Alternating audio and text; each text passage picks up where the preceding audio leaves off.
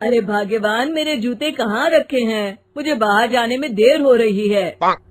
तभी मालती कमरे में आती है। ये रहे आपकी जूते। मैं इन्हें साफ करने के लिए ले गई थी। अरे वाह, तुम कितनी समझदार हो। मेरे बिना कुछ कहे ही सारे काम कर देती हो।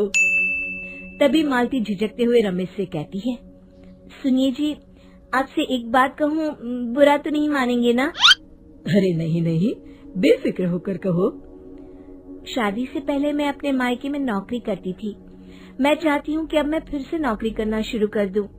वैसे भी सारा दिन घर में बोर हो जाती हूँ। देखो मालती, तुम्हारे नौकरी करने से मुझे कोई एतराज नहीं है, लेकिन तुम्हें एक बात बता दूं, हमारे खानदान में आज तक कभी किसी औरत ने नौकरी नहीं की। फिर भी एक बार तुम माँ से पूछ कर देखो, अगर वो तुम्हें नौकरी करने की इजाजत दे देती है तो अच्छी बात है। रमेश वहाँ से चला जाता है। फिर उसी शाम मालती अपनी सास के पैर दबा रही होती है। तभी उसकी सास मालती से कहती है, अरे क्या बात है बहू, आज तो ठीक तरह से मेरे पैर नहीं दबा रही। किसी ख्याल में खोई पड़ी है क्या? मैं भी तो जानूं आखिर बात क्या है। दरअसल वो माँ जी। अरे हाँ हाँ बोलो, इतना सोच क्यों रही हो? माँ जी, अगर आप बुरा न माने तो मैं नौकरी करना चाहती हूँ। घर के काम करने के बाद मेरे पास काफी वक्त बच जाता है। मालती की ये बात सुनकर उसकी सास गुस्से में कहती है, अरे बहू, तेरी तबीयत तो ठीक है ना? आज ये कैसी बहकी बातें कर रही है? भला हमारे खानदान में आज तक कभी किसी औरत ने नौकरी की है जो तू नौकरी करने की बात कर रही है, हैं? अरे बहू, तू क्या रिश्तेदारी में हमारी नाक कटाना चाहती है?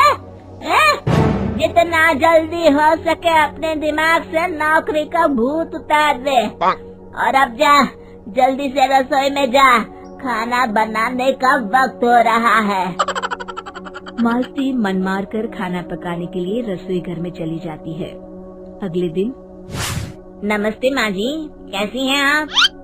अरे आओ आओ दिवाकर बेटा, बैठो, मैं तुम्हारे लिए चाय मंगाती हूँ। बहू, जरा एक कप चाय तो लेती आना। फिर दिवाकर एक फाइल खोलकर मालती की सास के सामने रख देता है। ये देखिए माँ जी, ये है पिछले महीने का हिसाब और ये रहे मुनाफे के रुपए। एक बार हिसाब देख लीजिए और इन कागजों पर अपने दस्तखत कर दीजिए। अरे दिवाकर बेटा, मैंने भला आज तक कभी तेरा हिसाब देखा है जो अब देखूंगी? ला बता, कहाँ दस्तखत करूं? तभी मालती चाय लेकर वहाँ आ जाती है और अपनी सास को बिना कागजातों को पढ़े इस तरह लापरवाही से दस्तखत करते हुए देखकर हैरान रह जाती है। अच्छा माँ जी, अब मैं चलता हूँ, फैक्ट्री में बहुत काम है। फिर दिवाकर वहाँ से चला जाता है। कुछ दिनों बाद मालती बाजार में कुछ सामान खरीद रही होती है। तभी एक बूढ़ा आदमी उसे आवाज देता है, अरे मालती बेटी, कैसी हो? मुझे पहचाना? मैं तुम्हारी कंपनी में मुनीम का काम करता हूँ। हाँ चाचा जी, मैं आपको बिल्कुल पहचानती हूँ। कहिए, कैसे हैं आप? मैं तो ठीक हूँ। कंपनी में कुछ भी ठीक नहीं चल रहा, यहाँ तक कि हमें ठीक वक्त पर तनख्वाह भी नहीं मिलती। ये आप क्या कह रहे हैं? अब क्या बताऊँ, आप लोग तो कभी हिसाब किताब देखने दफ्तर आते नहीं। मेरी मानो तो एक बार आप लोग दफ्तर आकर सारा हिसाब किताब देख लो, आपको असलियत पता चल जाएगी।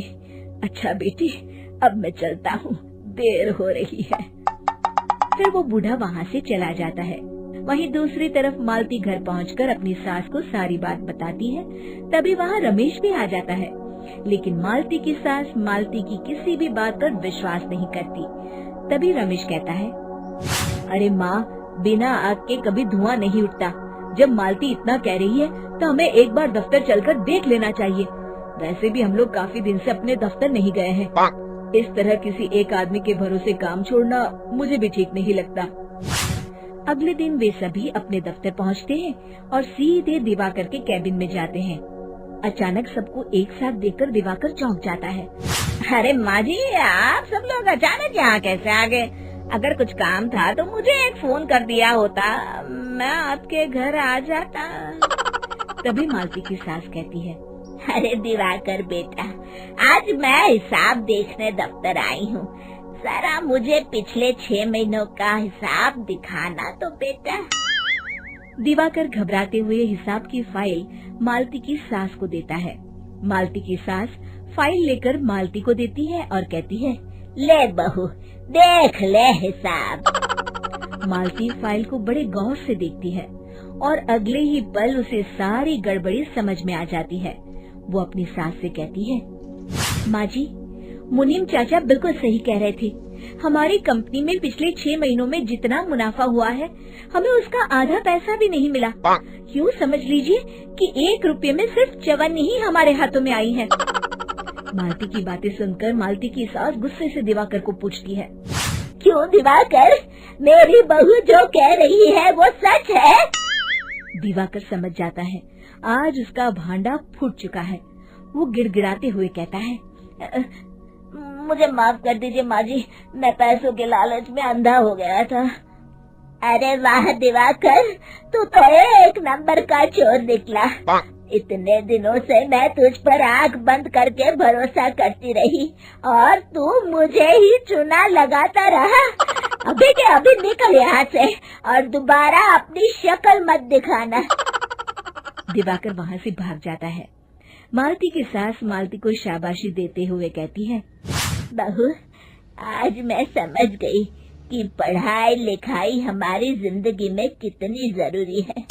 मैं बहुत किस्मत वाली हूँ जो मुझे तुझ जैसी बहू मिली है।